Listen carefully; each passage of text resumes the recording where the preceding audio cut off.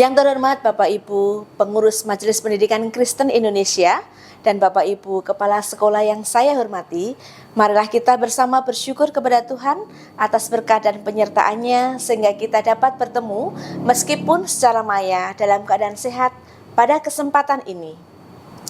Pada kesempatan yang baik ini, perkenankan saya menyampaikan refleksi singkat mengenai kepemimpinan hamba yang komunikatif, inspiratif, dan profesional sebagai upaya memperkuat peran kita dalam memimpin lembaga pendidikan.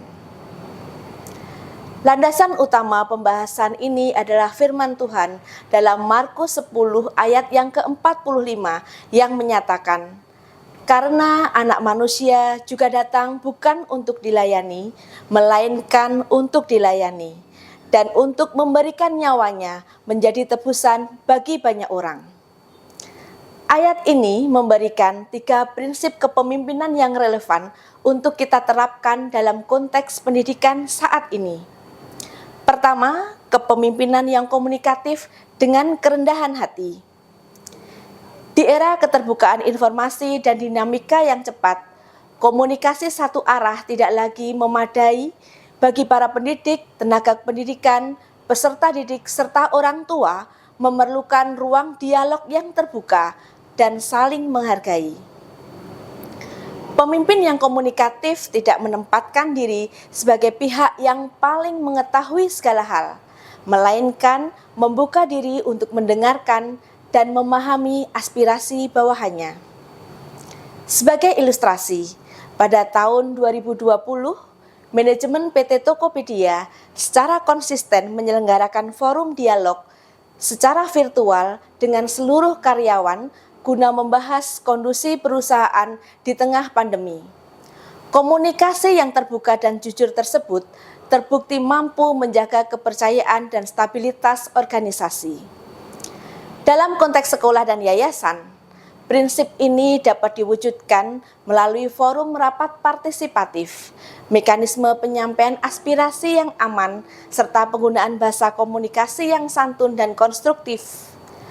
Kepemimpinan yang rendah hati akan menumbuhkan iklim kerja yang kolaboratif. Kedua, kepemimpinan yang inspiratif melalui keteladanan. Motivasi kerja tidak dapat tumbuh secara optimal apabila hanya bertumpu pada instruksi dan target kuantitatif.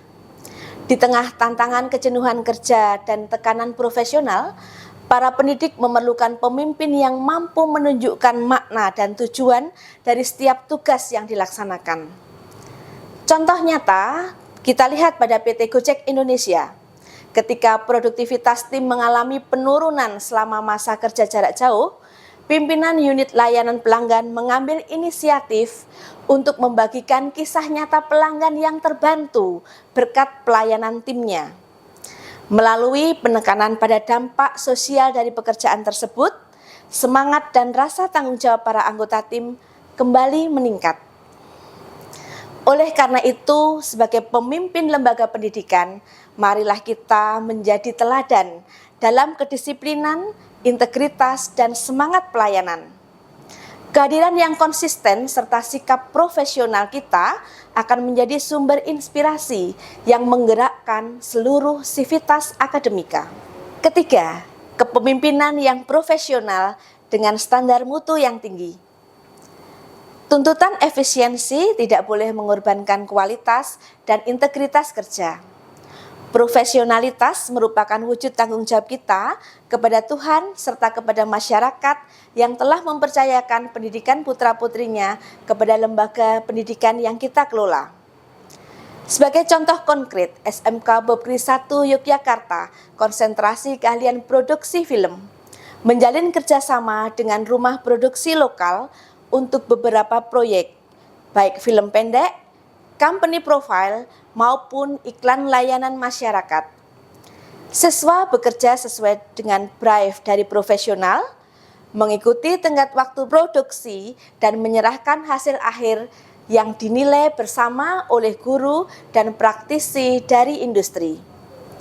Meskipun prosesnya menuntut ketelitian dalam skenario, pengambilan gambar, dan editing, hasil yang dicapai jelas, karya siswa layak tayang, portofolio kuat, dan beberapa lulusan direkrut sebagai kru.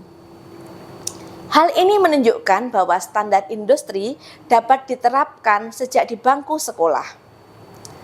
Dalam hal ini, marilah kita membangun sistem kerja yang transparan, akuntabel, dan tepat waktu. Ketepatan dalam memenuhi janji, ketelitian dalam menyusun laporan, serta konsistensi dalam menjalankan prosedur kerja merupakan wujud nyata dari pelayanan yang profesional.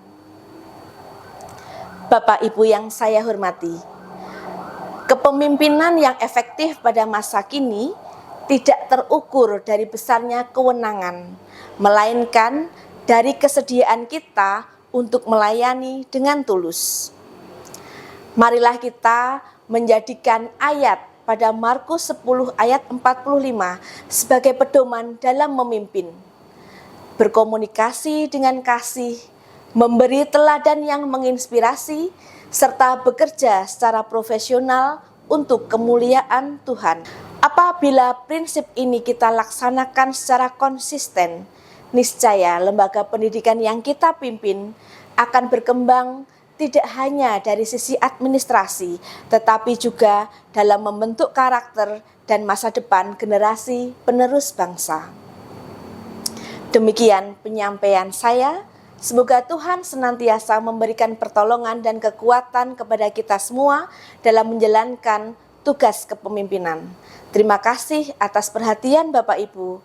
Tuhan memberkati kita semua.